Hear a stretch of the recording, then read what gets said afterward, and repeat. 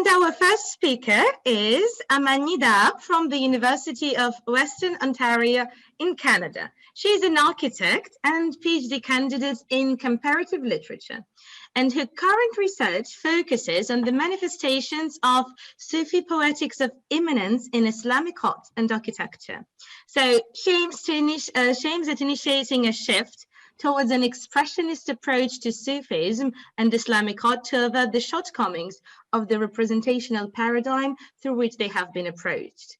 And her research interests include African art, street art, minor literature, Arabic diaspora, and the ecological impact of built environment on mobilizing the change of social and cultural patterns.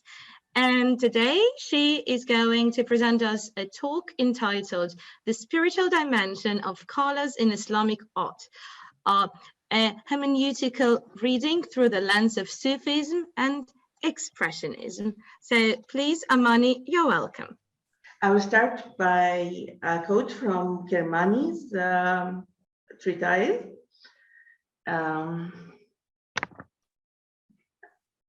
Light is the spirituality of color. It is visualized color, and color in its turn is the corporeality of light.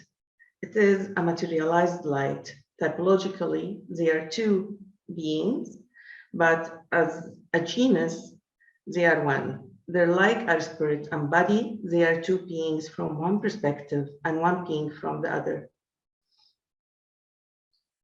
And these words, Sheikh Muhammad Karim Khan Kermani sums his reflections on color and light that he put forward in a treatise wrote in the 19th century under the title On the Red Ruby.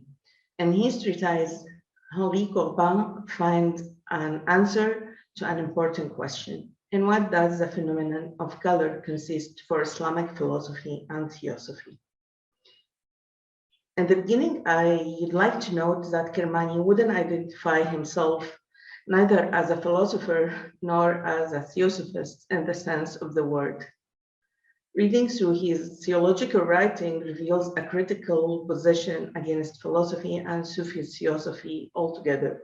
However, a treatise like the one Corbin referred us to shows significant influences from both philosophy and Sufism, hence its importance, as it compels us to reassess the previously accepted assumptions that separate Islamic theology from philosophy and Sufism.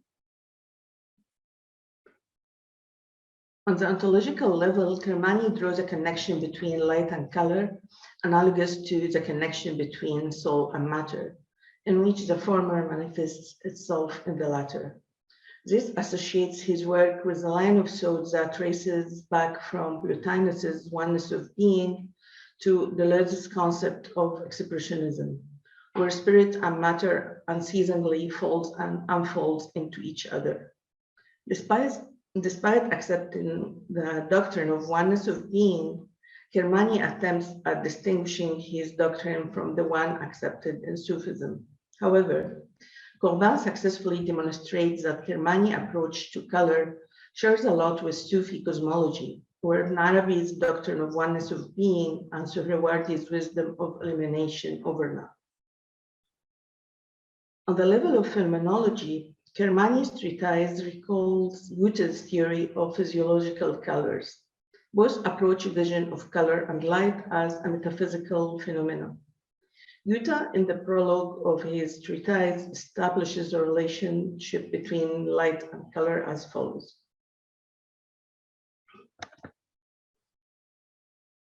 The eye was formed by light, of light, and for light, so that the inner light might come in contact with the outer light.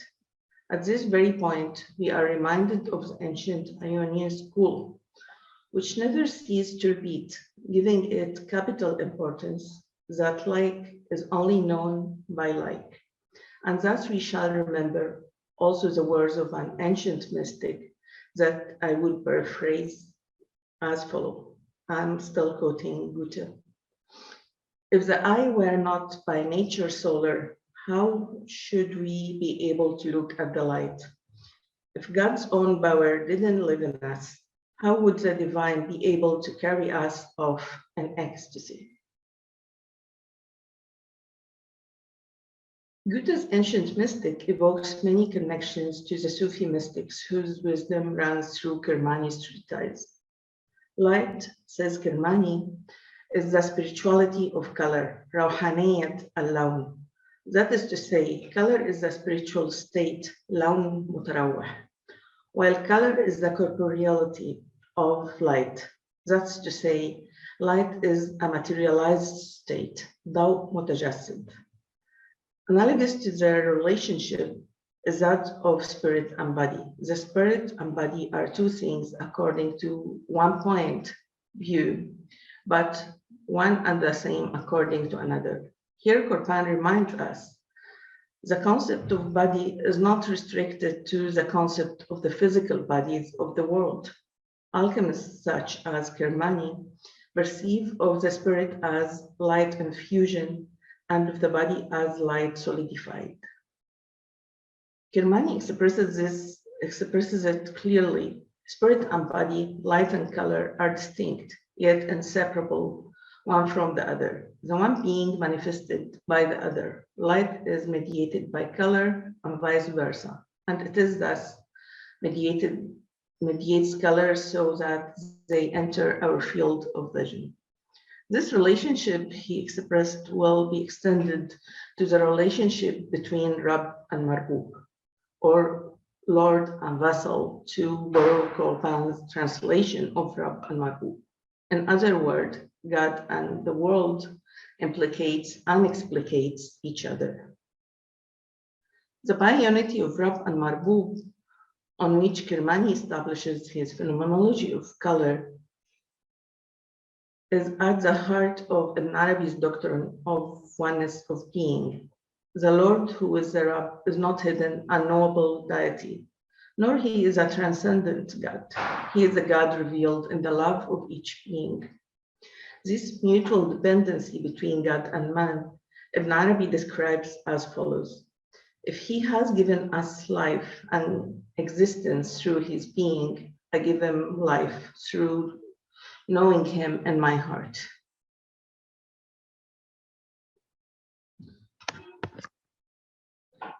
Kermani expresses this relationship visually in two mirror image triangles, evoking Polocles' Eros. The comparison would seem arbitrary, but when we proceed with Kermani's theory, we will find that he proceeds with a comparable allegory. We will be surprised by the extent to which he extends this erotic image.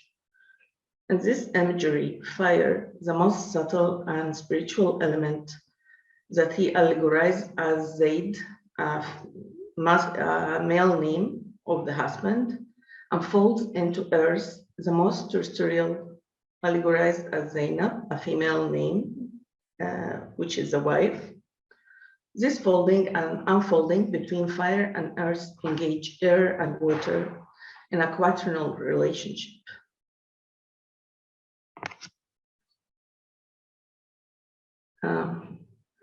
I hope this diagram will explain.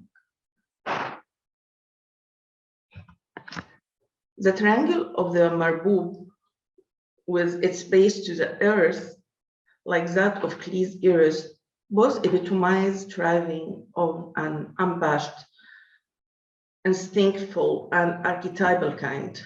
The earth and Eros add intensity and energy that emphasizes the ascension implied by the triangle. For Cle, the triangle came into being when a point entered into a relation of tension with a line, and following the command of its Eros, discharged this tension. The tension between point and line is characteristics of the triangle. The horizontal segments that runs through the triangle of Eros echoes that of Kandinsky's triangle, a triangle he describes in his book concerning the spiritual in art as a large acute triangle divided into unequal segments. The narrowest one pointing upward is a schematically correct representation of spiritual life. The lower the segment, the larger, wider, higher, and more embracing will be the other parts of that triangle. The entire triangle moves slowly, almost invisible, forward and upward.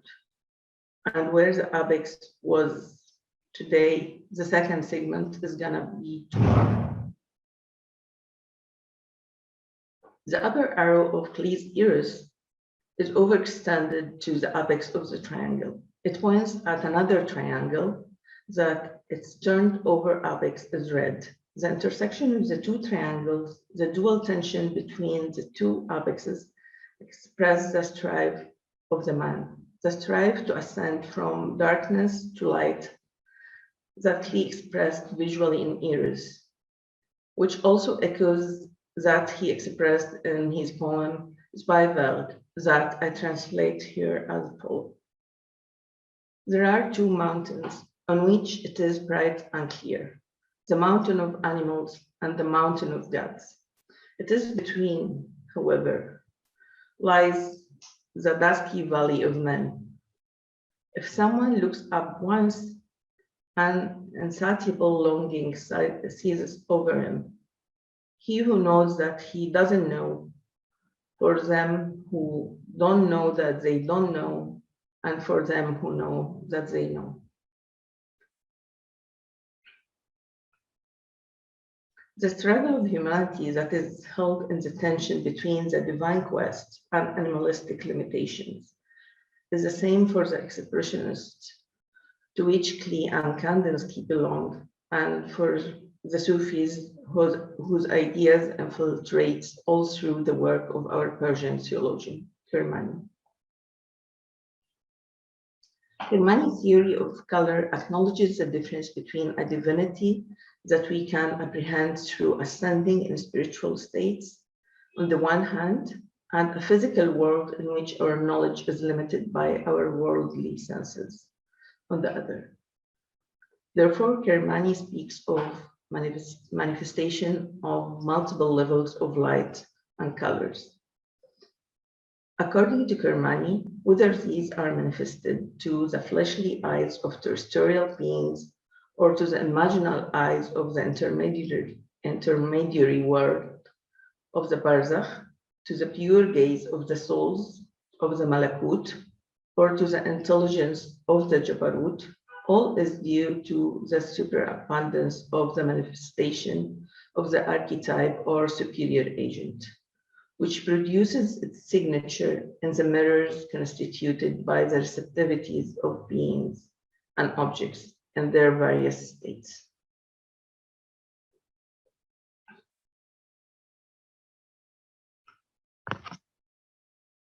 Accordingly, in the subtle world of transparent colors, where earthly darkness doesn't intrude, the sources of color are four in number: white, yellow, red, and green.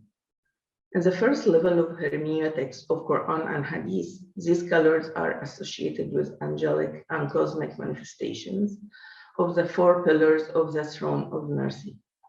White is associated with the world of intelligence, green of the soul, yellow of the spirit, and red with the world of nature, mediated by the angel Gabriel. In the second level of hermeneutics, or esoteric hermeneutics, Kermani presents the throne of Walaya, which is of great importance to the 12-verse Shiaism, as the esoteric side of the throne of mercy.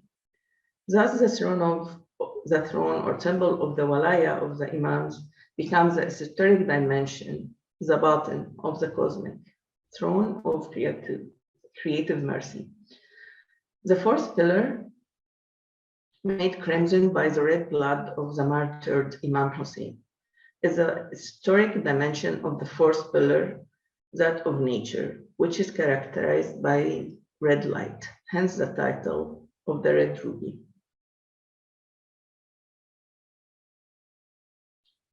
But in our physical terrestrial world, the four colors are white, yellow,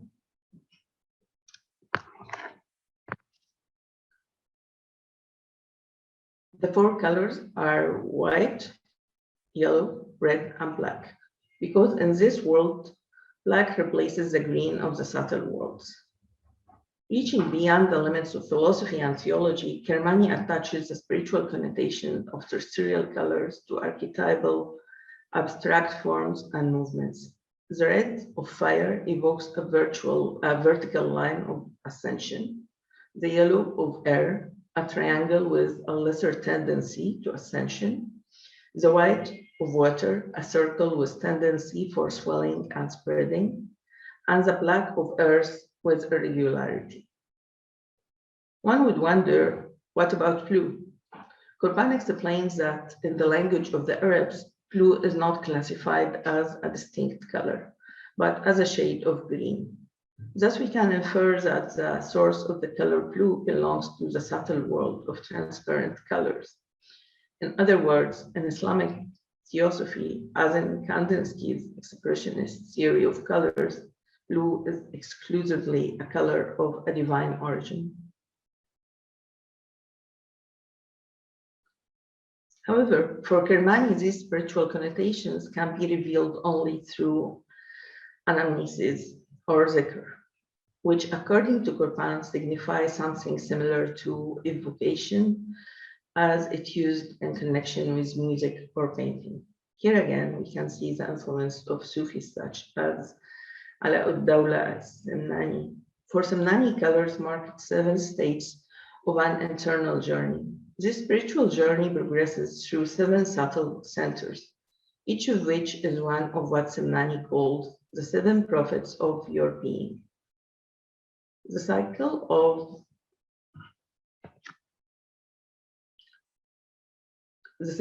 birth and initiatic growth is homologous to the cycle of prophecy. The mystic witnesses the spiritual growth as he becomes receptive of colored lights that depict each of the suprasensory subtle centers. In that sense, Kermani treatise would offer significant insights into the spiritual dimension of colors in Islamic art, comparable to those Vasily Kandinsky put forward as he is concerning the spiritual in art. Approaching Islamic art through the spiritual dimension of color would open new horizons for different hermeneutics of the complexity underlying its abstract forms and solid colors. To what extent does the Sufi mysticism Madame Blavatsky introduced into the Theosophical Society contributed to Kandinsky's work? This would need another research in its own. However, Kandinsky tells us when religion, science, and morals, the latter by the strong hand of Nietzsche, are shaken, and when the outer supports threaten to fall, and turns his gaze from the external to the deeper essence within him.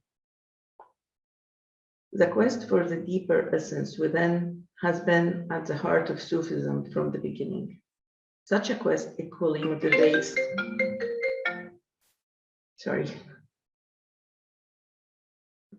I'm sorry. One second, please. Yeah. This quest for the deeper essence within has been at the heart of Sufism from the beginning. Such a quest equally motivates Goethe's metaphysical phenomenology of color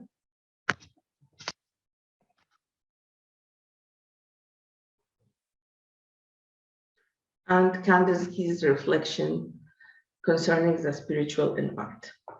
This is expressed most profoundly in the verses of the great mystic Omar ibn Farid, with which I will conclude.